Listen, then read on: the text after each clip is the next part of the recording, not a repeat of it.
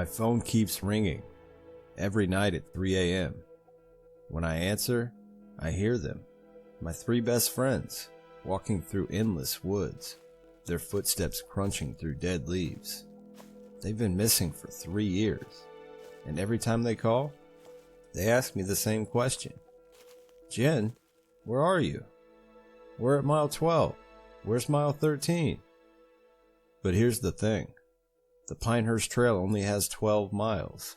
It's a perfect loop. You can't get lost on a circle, can you?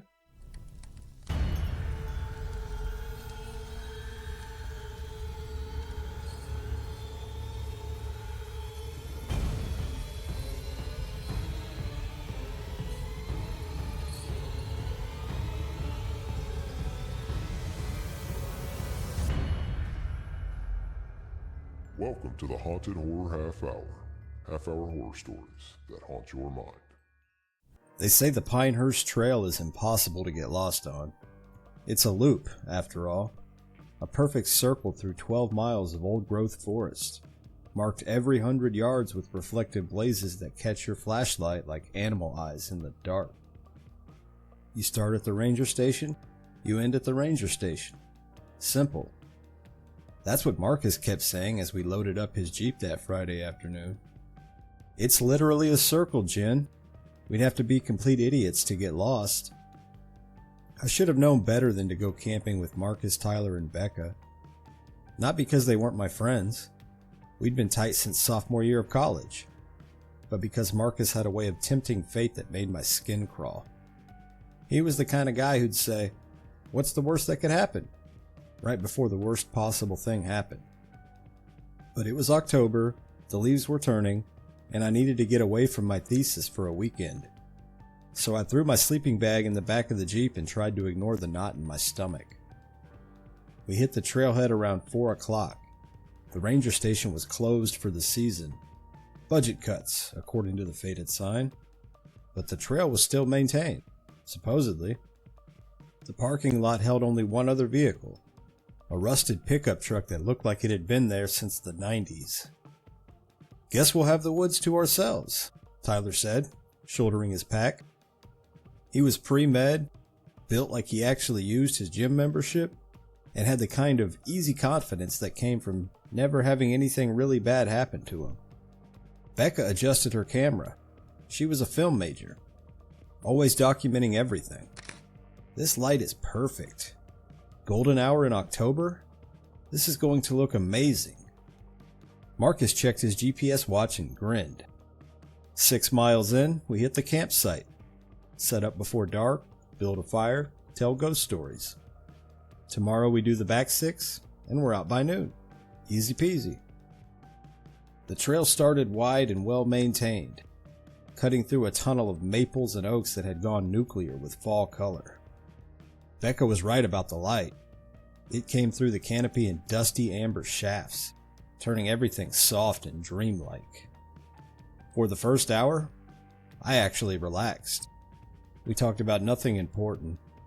Tyler's residency applications, Becca's documentary project, Marcus's plan to bike through South America after graduation. I mentioned my thesis advisor being impossible, and they all made the appropriate sympathetic noises. The trail began to narrow around mile 3. It was subtle at first. The blazes were still there, those rectangular strips of reflective tape nailed to trees at eye level, but they seemed farther apart.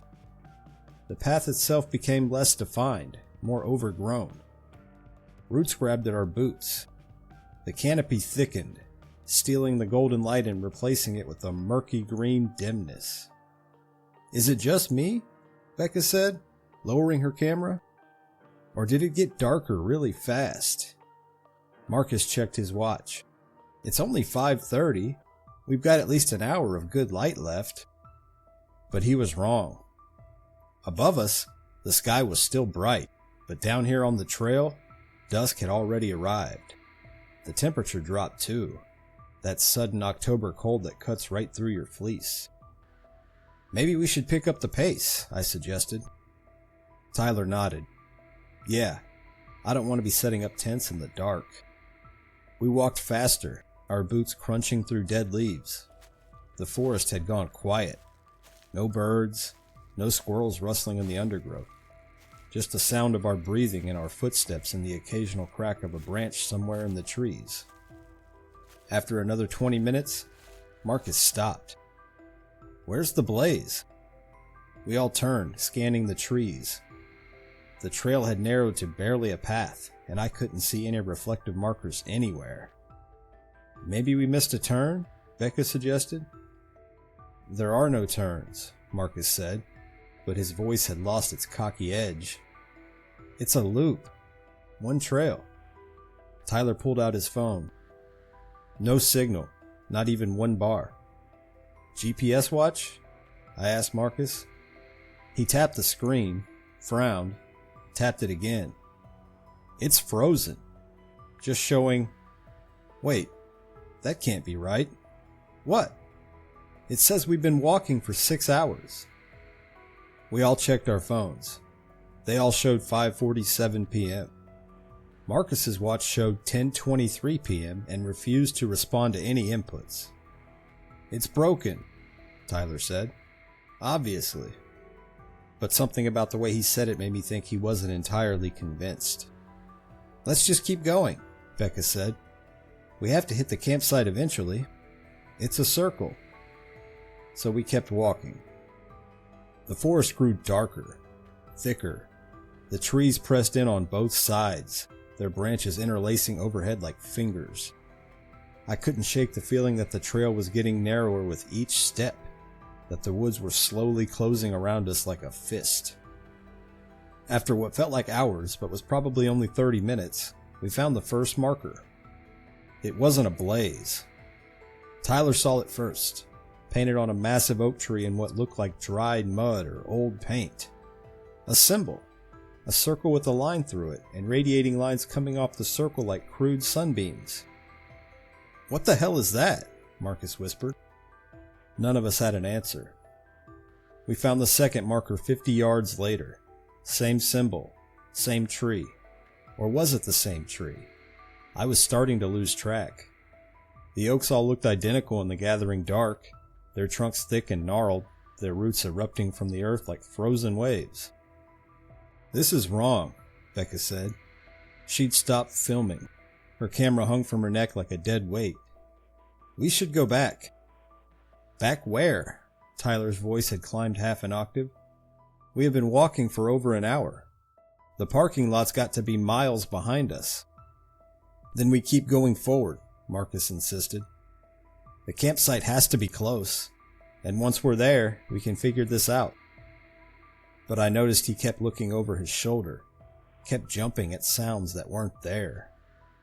We found the third marker 10 minutes later, then the fourth, then the fifth.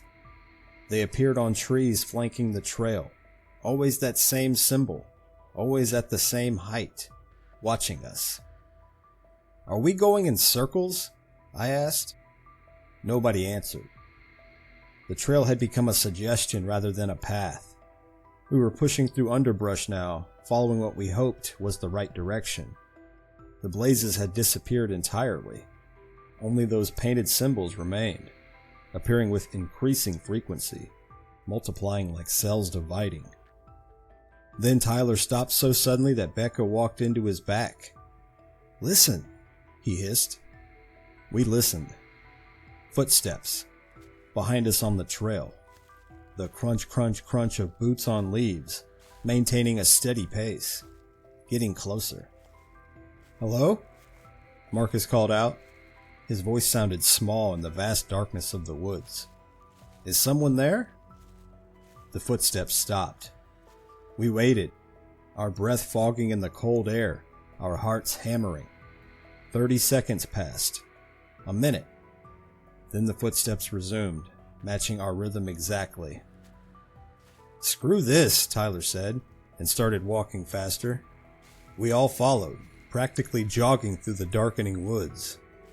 Behind us, the footsteps accelerated to match.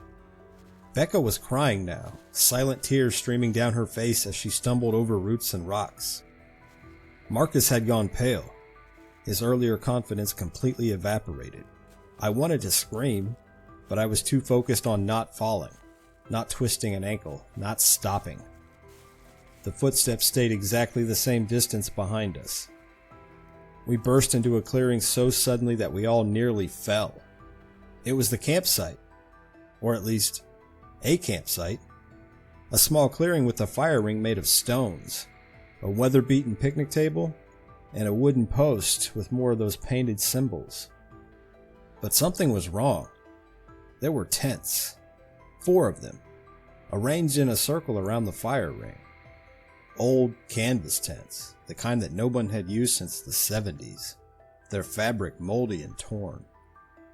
And hanging from a tree branch above the clearing was a rope, frayed at the end, swaying gently despite the lack of wind.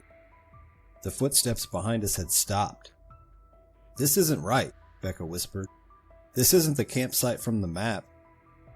Marcus's GPS watch suddenly flickered to life. He looked at it, and all the color drained from his face. "What?" I demanded. "What does it say?" "Mile 12, he said hoarsely. "We're at mile 12. Back at the ranger station." But we weren't at the ranger station. We were in this nightmare clearing with its rotting tents and hanging rope and symbols that seemed to pulse in the dimness. Tyler pulled out his phone, and for a moment it had signal. 1 bar. He frantically tried to dial 911, but before he could complete the call, the screen went black. Not dead, black, like something had reached through the glass and extinguished the light. All our phones did the same thing, one after another, like dominoes falling. "We need to leave," I said. "Now. Back the way we came." We turned toward the trail we'd entered from. It was gone. The clearing was surrounded by dense forest on all sides, impassable underbrush and those massive oak trees with their twisted roots. No trail, no path, just trees and darkness and those symbols painted everywhere, covering every trunk we could see. "This isn't possible," Tyler said, but his voice was shaking. Marcus walked to the nearest tent and pulled back the flap. "Don't!" Becca screamed, but it was too late. Inside the tent was a sleeping bag, a backpack, a camping stove, all arranged neatly, as if the occupant had just stepped out for a moment. But everything was covered in a thick layer of dust and mold and spider webs. On the sleeping bag was a wallet. Marcus picked it up with trembling hands and opened it. The driver's license showed a young man, maybe 25, with a bright smile. The expiration date was October 1987. We checked the other tents. All the same. Camping gear from decades past, personal effects left behind, wallets with IDs from 1987, 1991, 1995, 2003. Each tent held the belongings of someone who'd come here and never left. "The footsteps," Becca said suddenly. "Where are the footsteps?" We'd been so focused on the tents that we'd forgotten about whoever or whatever had been following us. The forest around the clearing was absolutely silent now. No wind, no insects, nothing.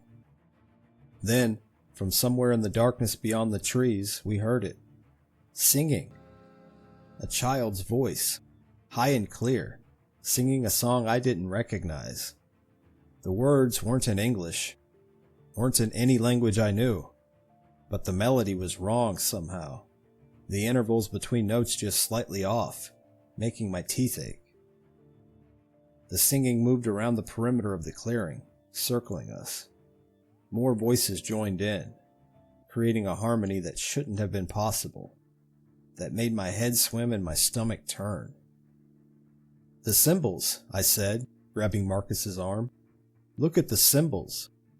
On the trees surrounding the clearing, the painted marks were glowing with a faint bioluminescent light, pulsing in rhythm with the terrible singing. Tyler had picked up a piece of firewood from the ring, ripping it like a weapon. "We can't stay here. We have to try to make it through the trees." "To where?" Becca sobbed. "The trail is gone. Everything is gone." We're stuck here, just like... She gestured at the tents, unable to finish the sentence. The singing grew louder, closer. I could see movement now between the trees, shapes that were almost human but not quite. Their proportions wrong, their movements too fluid. The fire ring, Marcus said suddenly. Light the fire. What good will that? Just do it. We scrambled for matches, for anything to start a fire. Tyler found a lighter in one of the old backpacks. The wood in the ring was ancient and dry, and it caught immediately, flames leaping up with unnatural speed. The singing stopped. The shapes between the trees retreated. For a moment, I thought we were saved. Then I saw what was reflected in the flames. It wasn't our clearing. In the dancing firelight, I could see a different campsite with different people. 4 of them, huddled around this same fire ring, their faces twisted in terror. They looked like they were from the 80s, the hair, the clothes, and they were staring directly at us through the flames, mouths open in silent screams. Do you see them? I whispered. Oh God, Becca moaned. Oh God, oh God. The image in the flames shifted. Now it showed different people, dressed in clothes from another era, then another, then another. Each group looked directly at us, each with the same expression of hopeless terror, reaching toward us through time and fire. We were seeing everyone who'd ever gotten lost here, everyone who'd found this clearing, everyone who'd never made it out. And they were trying to warn us.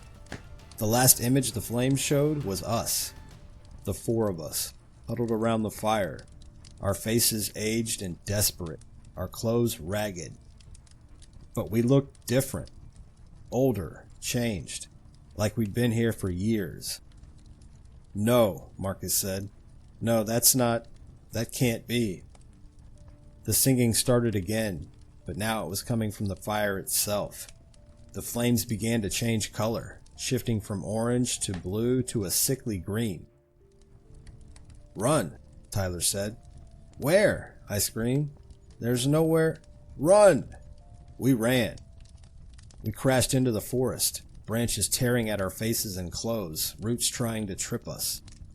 Behind us, the green fire spread, consuming the tents, the trees, racing toward us with impossible speed. I lost track of the others almost immediately. The darkness was complete, the only light coming from that terrible green fire behind us. I ran until my lungs burned, until my legs gave out, until I collapsed against a tree and couldn't move anymore. The forest had gone silent again. I fumbled for my phone, knowing it wouldn't work but trying anyway. The screen flickered to life, showing 11:59 p.m. As I watched, the numbers changed to 12 a.m., then started over at 5:47 p.m. Time was looping. I heard a sound to my left and turned, hoping it was one of my friends. It was Tyler, but not the Tyler I knew. This Tyler was gaunt, his clothes hanging off him in rags, his eyes sunken and wild. He looked at me without recognition, opened his mouth to speak, and dozens of tiny flies crawled out. Then he turned and walked away, disappearing into the trees like a ghost. I found Marcus next, or rather, he found me. He was sitting at the base of an oak tree, his GPS watch in his hands, staring at it with manic intensity. Mile 12, he kept whispering. Mile 12, mile 12, mile 12. Marcus, I said, kneeling beside him. Marcus, we need to keep moving. He looked up at me, and I saw that his eyes were wrong. They reflected the symbols, glowing faintly in his pupils. There is no mile 13, he said calmly. There's only 12. We keep going around and around and around. Forever. Don't you see? We've been here before. We'll be here again. The trail always turns back on itself. Stop it, I said, shaking him. Stop. But he was gone, faded into nothing, and I was alone again. I don't know how long I wondered. Time had lost all meaning. My phone kept resetting. My watch had stopped. The forest looked the same in every direction. The same twisted oaks, the same rotting leaves, the same symbols on every tree. Sometimes I heard Becca crying somewhere in the distance. Sometimes I heard Tyler calling out for help. Once, I heard Marcus laughing, a sound that made my blood run cold. And sometimes, in the spaces between the trees, I saw them. The singers. They weren't children, weren't human, weren't anything I had words for. They moved through the forest like smoke, leaving those glowing symbols in their wake. I found the trail again by accident, stumbling onto it as dawn was breaking. The blazes were back, reflecting the early morning light. Behind me was the forest, in front of me was the clear path back to civilization. I ran. I ran until I saw the ranger station ahead, until I burst into the empty parking lot, until I saw Marcus's Jeep sitting exactly where we'd left it. Except it was covered in rust, the tires rotted away, vines growing through the broken windows. The rusted pickup truck was gone. On the hood of the Jeep was a piece of paper, yellow with age. I picked it up with shaking hands. It was a missing persons report. 4 names: Marcus Chin, Tyler Rodriguez, Rebecca Martinez, Jennifer Santos. Last seen at Pinehurst Trail, October 18th, 2024. Presumed lost. The date on the report was October 20th, 2024. 2 days. We'd only been gone 2 days. But the Jeep looked like it had been sitting there for decades. I heard footsteps behind me on the trail. That same steady crunch, crunch, crunch. I didn't turn around. I ran to the road. Ran until I flagged down a car. Ran until I was at a police station babbling about symbols and singing and time loops and my friends who were still there, still lost. They searched for 3 days. Found nothing. No campsite, no tents, no symbols. Just a 12-mile loop trail through pretty October woods, well marked and impossible to get lost on. The ranger I spoke to was kind but firm. "It's a circle," he said. "You start here, you end here. Simple." They never found Marcus, Tyler, or Becca. But sometimes, late at night, my phone rings. When I answer, I hear them. I hear them walking through the woods, their footsteps crunching through dead leaves, getting louder, getting closer. And behind them, that singing, those voices that aren't quite human. And every time, without fail, they ask me the same question. Jen, where are you? We're at mile 12. Where's mile 13? I've moved 3 times, changed my number 4 times. It doesn't matter. The calls keep coming. Because I now know the truth. I understand what those symbols mean, what that campsite is, why time loops and people disappear. The Pinehurst Trail is a circle, a perfect circle, and once you're on it, you never really leave. You just keep walking, mile after mile, around and around, while the forest slowly digests you, while you become one more ghost among the trees, one more voice in that terrible choir. Sometimes I dream I'm back there, in that clearing with the rotting tents. And in my dreams, there are 5 tents now instead of 4. And in the 5th tent, my sleeping bag is laid out, my backpack neatly arranged, my wallet with my ID from October 2024, waiting for me to come back and claim it. Because everyone who finds the trail eventually returns. The circle always completes itself. That's the thing about circles. They don't have endings. They just keep going and going and going. If you enjoyed this nightmare, subscribe for more. New stories dropping every week. Sleep well, if you can.